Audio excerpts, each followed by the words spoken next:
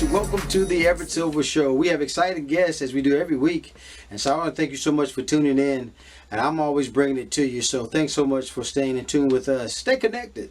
You're watching the Everett Silver Show.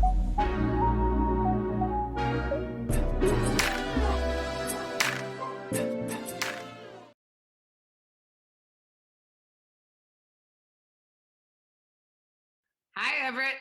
What's up, Everett? Simone Wilson, guys, thanks so much. It's a pleasure to have you to the show. I'm telling you, because I'm a fan of the show, so thanks for doing it. Oh, thank you. Thanks for having us. Well, folks, the popular courtroom drama All Rise, formerly on CBS, returns for a brand new season on OWN. And so I have the wonderful privilege to talk to the star and also executive producer. Simone Missick is here with us, also co-star Wilson Bethel. And I start with you, Simone, because I know, you're doing so much executive producing, and the show is returning for 20 episodes. Let's talk about the lives of these judges. They get crazy.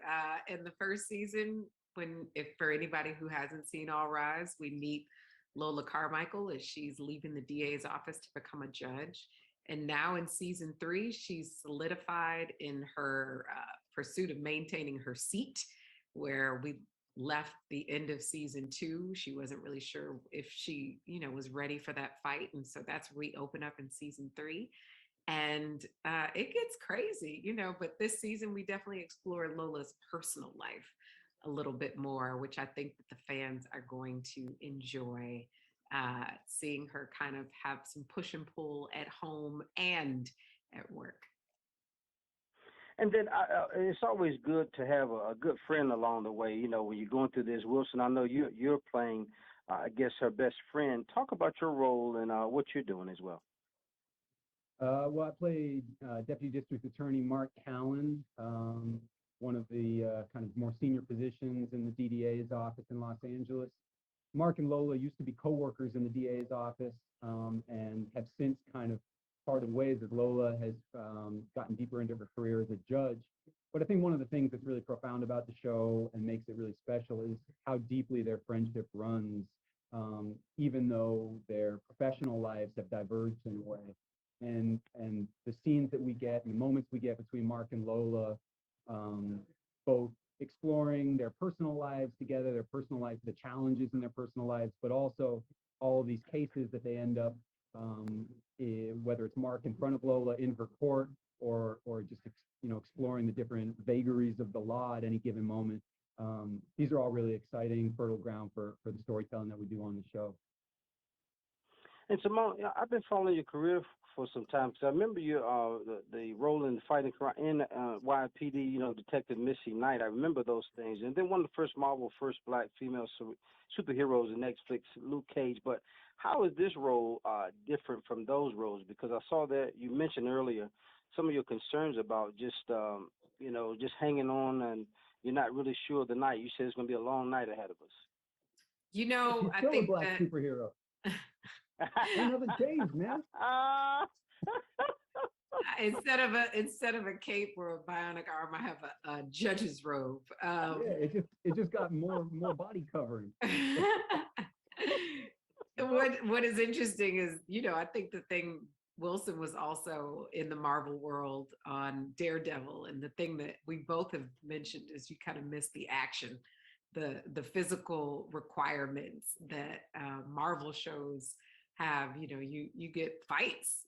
Wilson's been stabbed on our show. I've been shot at, never shot. But that is the difference. But I do enjoy, being able to go to work and know that you're probably not going to get punched in the face. You never know. And Wilson, you're a daredevil yourself, man. I remember that in Heart of Dixie. But talk about just the concerns, though, of just the, what you're trying to do when you're talking about dealing with cases, public defender. I mean, you're public defenders and you're out there. Sometimes it's a little. It is a high stakes there. Yeah, look, one of the things I think that the show does really well is present a huge variety of cases that feel very relevant to the times that we're in on an episode by episode basis. And I think one of the things that makes the show really special is that it presents those cases in a way that makes you think about a lot of issues that are present for us in this day that we're living in maybe more complicated, more emotional ways than we might otherwise do. And that's a testament to the writing on the show, but that's also a testament to the portrayals that we get from the cast, both our central cast and the guest actors. So look, I think the legal system is a representation of our larger society at any given moment. And one of the things that makes the show so important is that we get to explore all of that stuff, the good, the bad, the ugly, the funny, the sad, the heart-wrenching in every episode. And I feel like that's a blessing for us. And then lastly, Simone Wilson kind of alluded to it. You're talking about flaws in the legal system. How much is that relevant that we show that on this show? Oh, I think it's extremely relevant, especially during the times that we're living in now, where depending on what news outlet you frequent or what your algorithm is on Facebook, you might have a very myopic view of the world. And I think Right. that our show does a good job of presenting many different sides to the same issue, always looking to find the heart behind it and the humanity behind the people who are working within the criminal justice system and the defendants and the victims.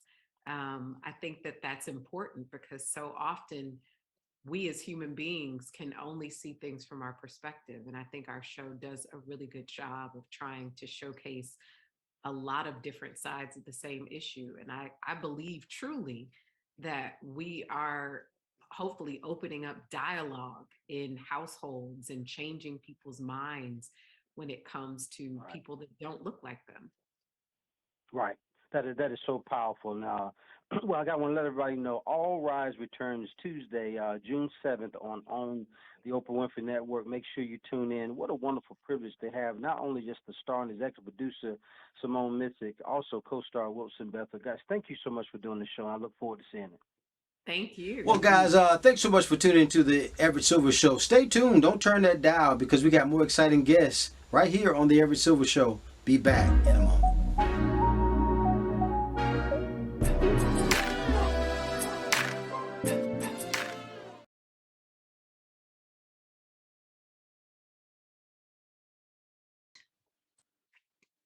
Everett, are you there? Nicco, thanks so much for doing the show, man. Pleasure to have you. Thank you for having me, Everett. How you feeling this morning? Man, I'm feeling good, man. I'm telling you, I know we got to talk about this Grit and Glitter is back with this much anticipated on Stars hit drama P Valley, man. Yeah, you know, the Pink Posse is hangry. They hangry down there in North Carolina. Let me come on, North Kakalaka. That's right. Man, we hanging in there, Doc. What I'm telling you, everybody, man, I've caught up with one of the stars of P Valley hit series. Nicco, Annan is here with us. And Nicco, I got to tell you, man, before we even start, man, I'm loving your work. This is it. This Is Us is one of my favorite shows, man. But what you've done on Half Sisters, all about, you know, the afterglow. But talk about P Valley season 2, man, because this fight and survival is something. It's very real. First of all, I say thank you. I thank you. I thank you for like receiving with an open heart and mind the mission, because that is Yes. the true intention behind it all. Season 2 of P Valley is everything. We are going deeper in the valley. I think season 1 was the means for you guys to meet the characters. You had your introduction, and it's a springboard. We are 5 months in. We're 5 months from where we were at the end of season 1 with episode 8, Murder Night. We are in the pandemic. You are able to see how these people stay afloat. I think that season 2 is truly a time capsule piece of how we got over. That's in short. Now, right, just in short, right. But Nicco, talk about it. I may be, am I under the impression, though, you kind of originated the role of Uncle Clifford from the stage play version, correct? I did. I started this process in 2009 when Katori Hall, our now Pulitzer Prize winner, she had 5 pages. Yeah, it was 5 pages when she was writing this. And I read one scene that Uncle Clifford was in, and we did workshops upon workshops over the years. And 2015 was the full production of it at Mixed Blood Theater in Minnesota. And then 2018 is when Stars picked it up and we started to shoot the pilot. And 2019 is when it came to you. Then the pandemic hit, and then here we are. So it's been baking a long time. So that's how you know it's real good. You know when that brisket has been in that smokehouse for a long Right. time. It's real tender. It's real tender. So yeah. Yeah, Uncle Clifford's shaking some stuff up, man. Some new blood, that locker room. But talk about just the unprecedented times, though. It is.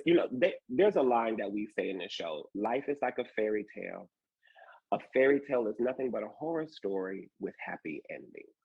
So I think that this time, that is literally one of the lines in the show. And I think that one of the things this show subverts the expectations that you have over all of these different marginalized groups. People think that people who are pole dancers or sex workers are just one thing. People who can think that somebody that may be non-binary or identifies other than just straight or heterosexual lives a certain kind of way. But when you see a common thread of human existence and experience in all of these people, the strife and the survival of them all across the board, that is, I think, is what is the draw to the show. It's like a docu-reality situation. People can mix up like, is this real? But it's a fictitious place. Chucalissa is a fictitious place.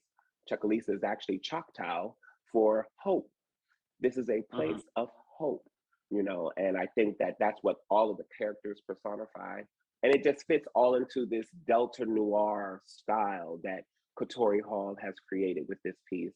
It kind of merges classic film elements and, the white hat coming to save the day, or things like just the color saturation of the way that the show looks. There's always plays on color, whether it's the color of characters' hair, their clothing, the set. Everything has a meaning in this world, and nothing is arbitrary.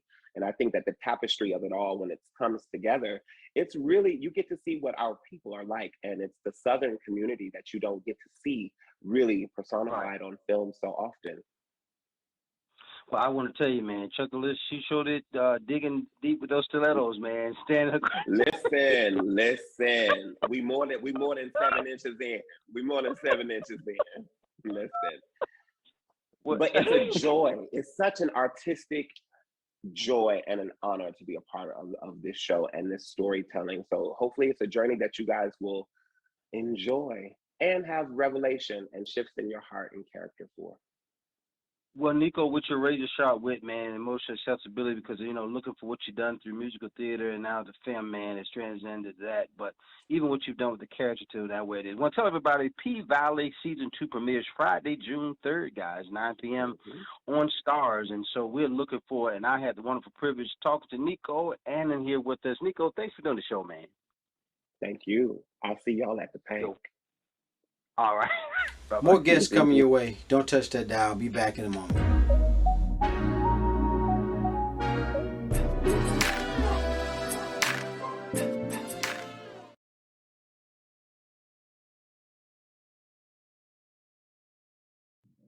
Hello, Everett. Hello.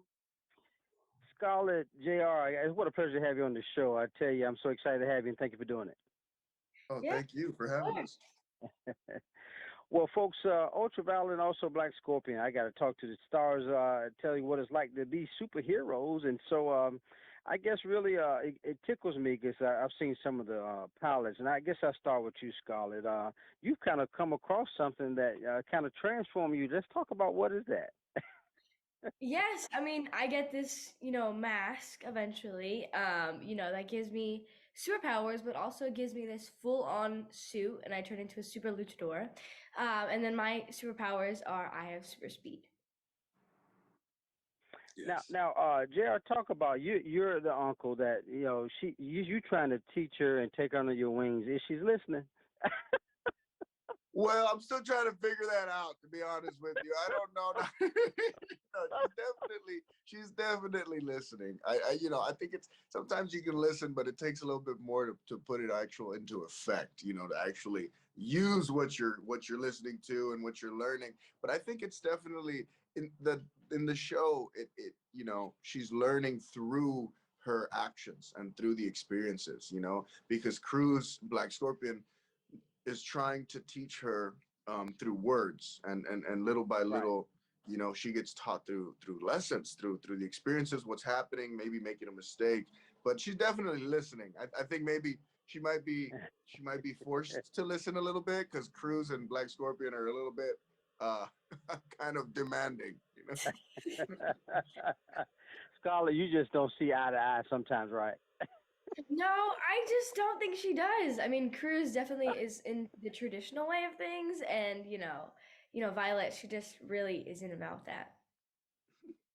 Well, I'll tell you, I'm really enjoying the. I'm telling you, folks are going to be excited when it actually comes out. But talk about, Jr. Your role in this particular part, because I remember you from ABC's United We Fall, parts, I think it was, and then American in Texas. But how is this role different now?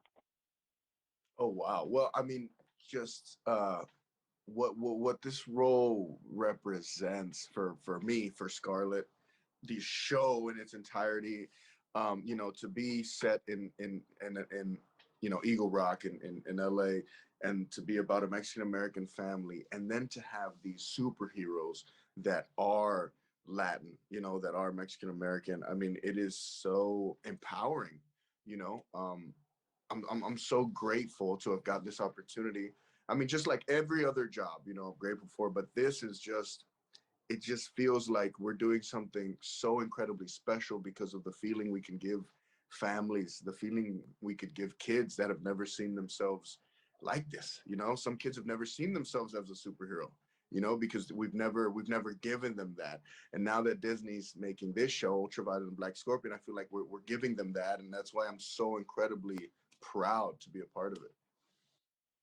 And then, Scarlett, you're no stranger to Disney stuff. I mean, from the Punk series, from, I remember the Christmas again.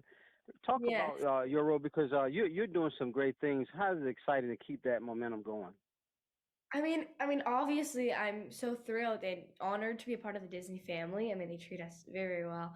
But obviously, this project really stands out because of, like JR said, what it represents and what it is for people of the Latinx community. And I think that just being able to be a part of this and have that message, but also have an amazing, fun show that's full of love and full of comedy and full of action. And I think that that's just something that's really, really fun and special to be a part of. Well, I got to tell everybody, you got to make sure you tune in to Ultraviolet and also Black Scorpion. I believe it premieres on Friday, this Friday, June the 3rd at 9 p.m. on the Disney Channel. Also streaming on Disney Plus, guys, June 8th. So make sure you can catch Scarlett and JR. What a pleasure to have both of you guys, and thank you so much for doing the show. Thank you so much, Yeah. Everett. Thank you. Thank you for having us, Everett. Appreciate it. Man, you guys, I'm excited for you guys. Have a good one. Bye-bye. Thank you. Thank you. Thank you so much. More guests coming your way. Don't touch that dial. I'll be back in a moment.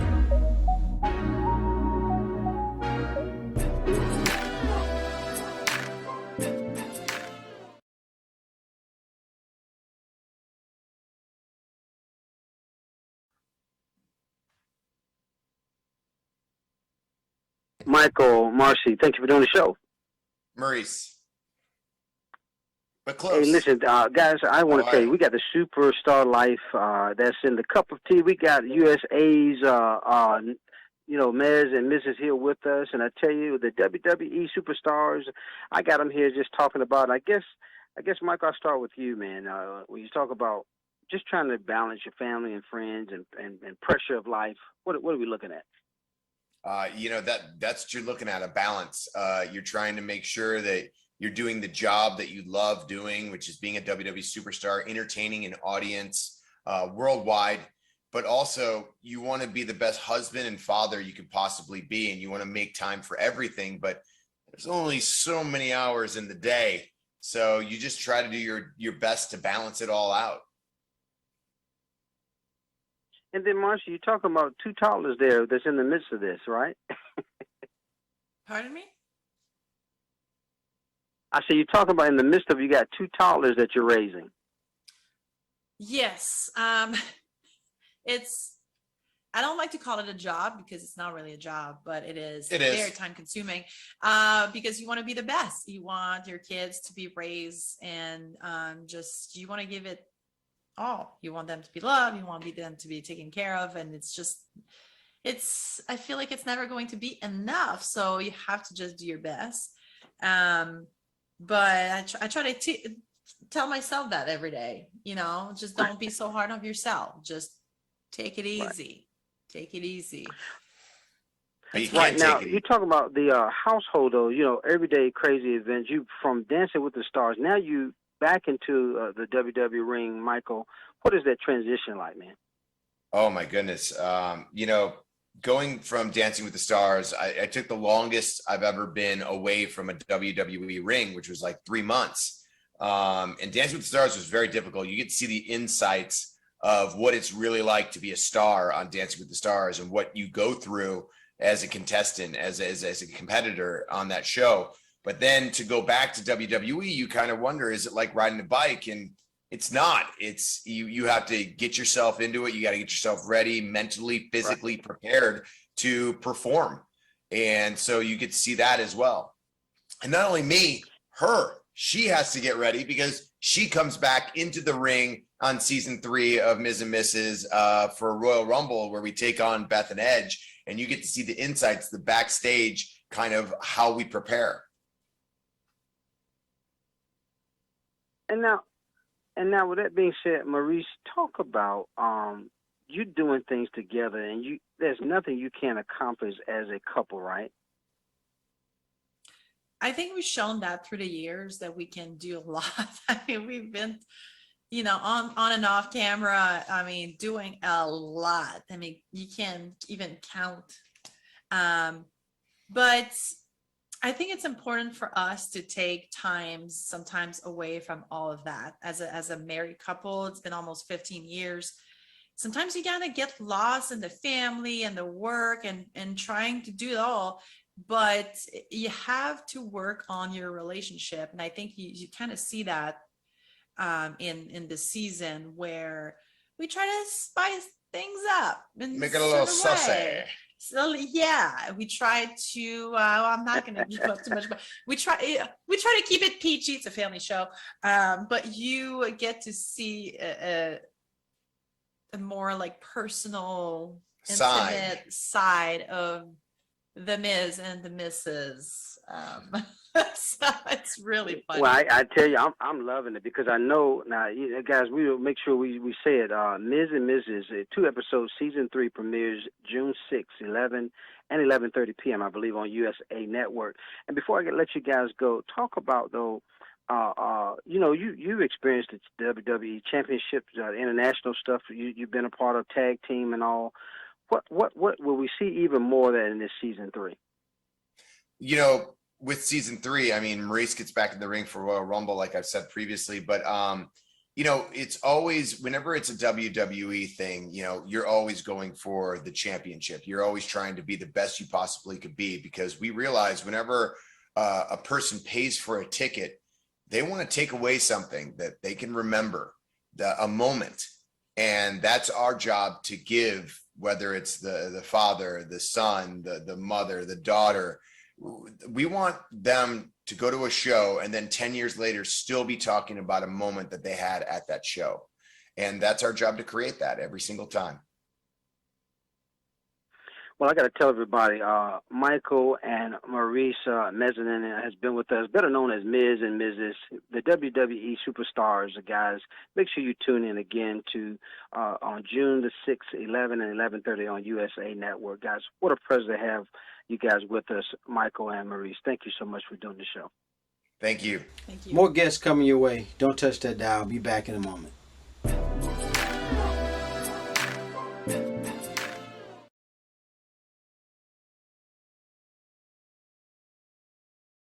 Talking about enhancing your backyard space for summer season for eco-friendly upgrades.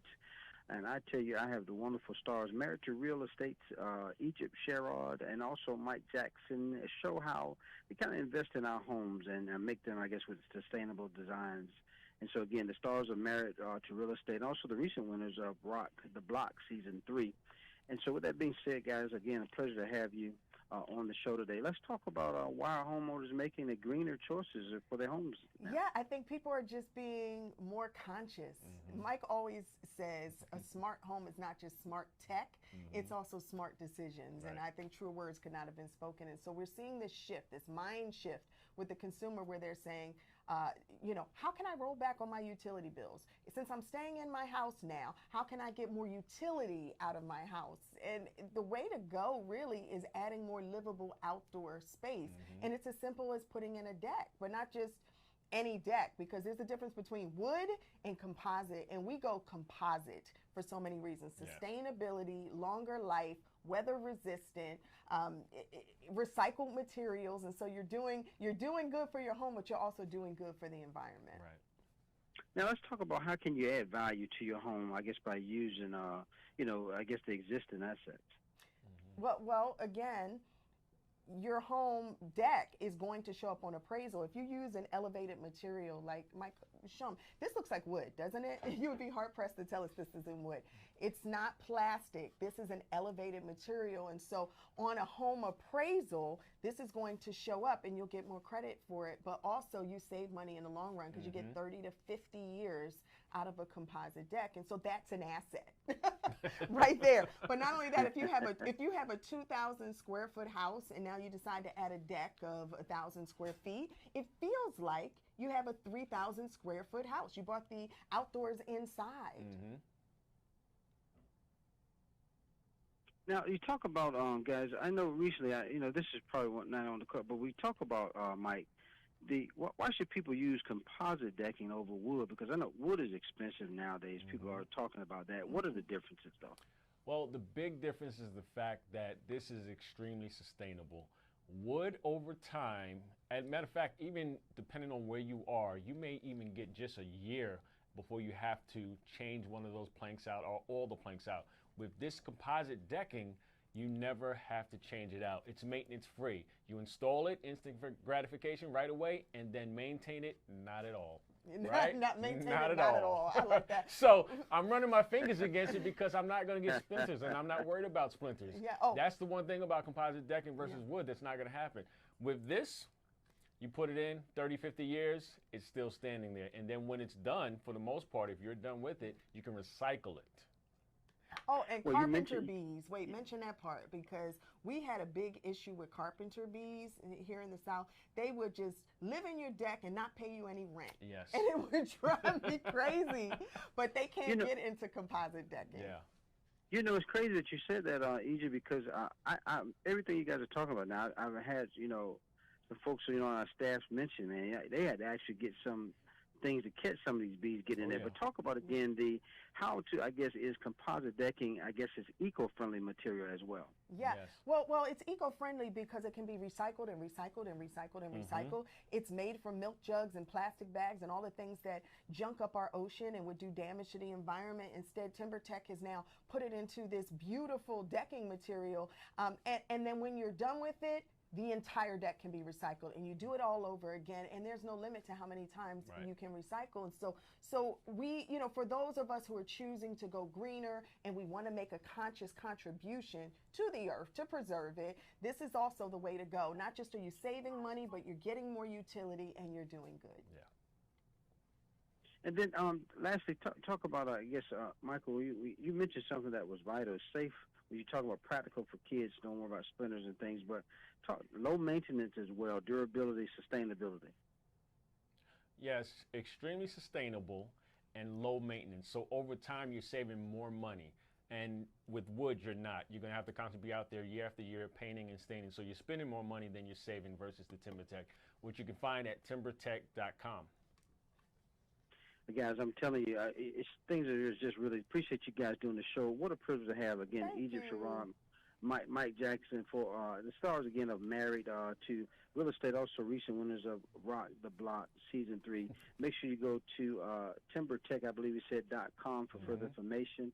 You guys, thanks so much, I tell you, because this stuff is vital now where we are. Yeah, definitely. It is. Thank you so for much. Have a us. good one.